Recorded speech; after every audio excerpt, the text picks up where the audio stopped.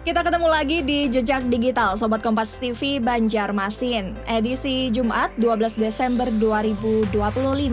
Malam ini kita punya laporan penting soal keamanan. Polisi berhasil amankan ratusan tersangka lewat operasi Sikat Intan 2. Lalu ada kabar buruk soal ancaman Banjarmasin tenggelam di tahun 2050. Ini bukan isapan jempol semata. Kita juga akan bahas jalan rusak di Banjar yang jadi prioritas perbaikan. Dan tentunya kesiapan Bandara Syamsuddinor sambut Natal dan Tahun Baru. Mari kita telusuri jejak digital hari ini.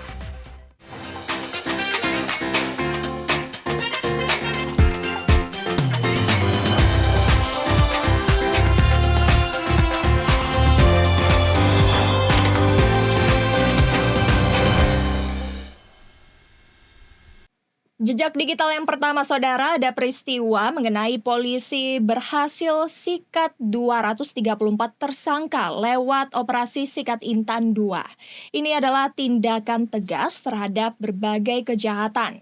Yang menonjol ada kasus pencurian mobil dengan modus baru. Apresiasi tinggi buat polisi ya, semoga kejahatan di Kalsel bisa terus ditekan. 14 hari operasi Sikat Intan berlangsung, Polda Kalimantan Selatan berhasil menghasilkan 55 laporan polisi dengan kasus pencurian dengan kekerasan dan pemberatan, penggelapan, perjudian, narkoba, hingga peredaran miras. 2 kasus menonjol terungkap dalam operasi ini, yakni jaringan pencurian baterai BTS dengan 9 tersangka, serta modus penggelapan mobil melalui skema oper kredit.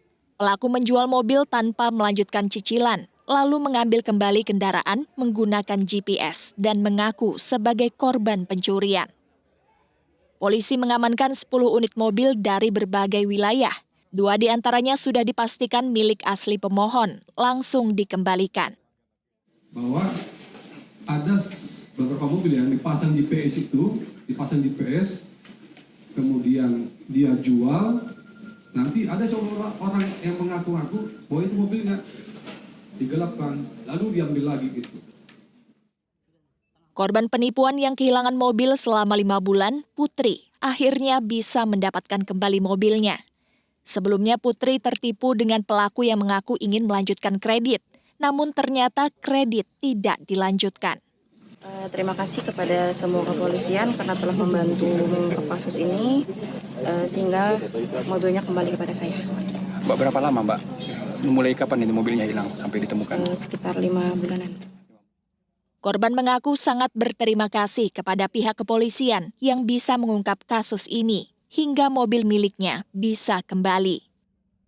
Nabila Cheva, Kompas TV, Banjarbaru, Kalimantan Selatan. Peristiwa selanjutnya nih Sobat Kompas TV, Jalan Chandra Kirana Indrasari Banjar akhirnya dapat perhatian khusus. Jalan ini sering banget loh berlubang dan tertutup genangan air saat hujan deras. Kini perbaikan jalan ini sudah masuk prioritas pemerintah daerah. Semoga perbaikannya cepat selesai ya, agar pengguna jalan lebih aman. Kubangan air yang memenuhi lubang-lubang jalan di ruas Chandra Kirana Indrasari, Kabupaten Banjar, menjadi potret kerusakan yang berkepanjangan pasca hujan deras.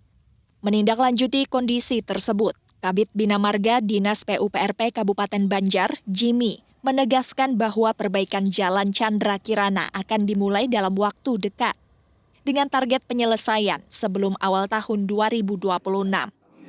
Cuma yang jelas Chandra Kirana terus sampai Stadion Lembang Lehman sampai ke arah Sekumpul, insya Allah kita lakukan pemeliharaan.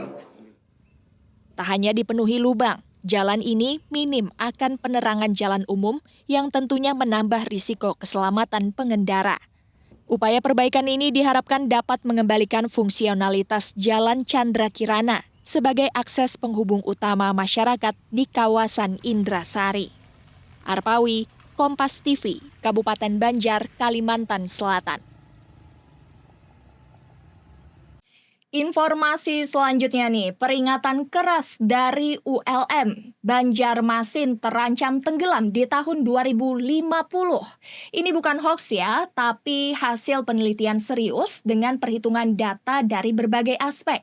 Ketua Prodi Arsitektur ULM mengingatkan kita harus gercep ambil tindakan strategis sejak sekarang. Fenomena banjirop atau kenaikan permukaan air laut yang kembali merendam Banjarmasin menjadi catatan serius dunia akademis di Kalimantan Selatan. Ketua Program Studi Arsitektur Fakultas Teknik Universitas Lambung Mangkurat, Akbar Rahman, bilang banjirop yang terjadi berulang bukan lagi fenomena alam semata dan ingatkan ancaman potensi Banjarmasin tenggelam 2050 mendatang.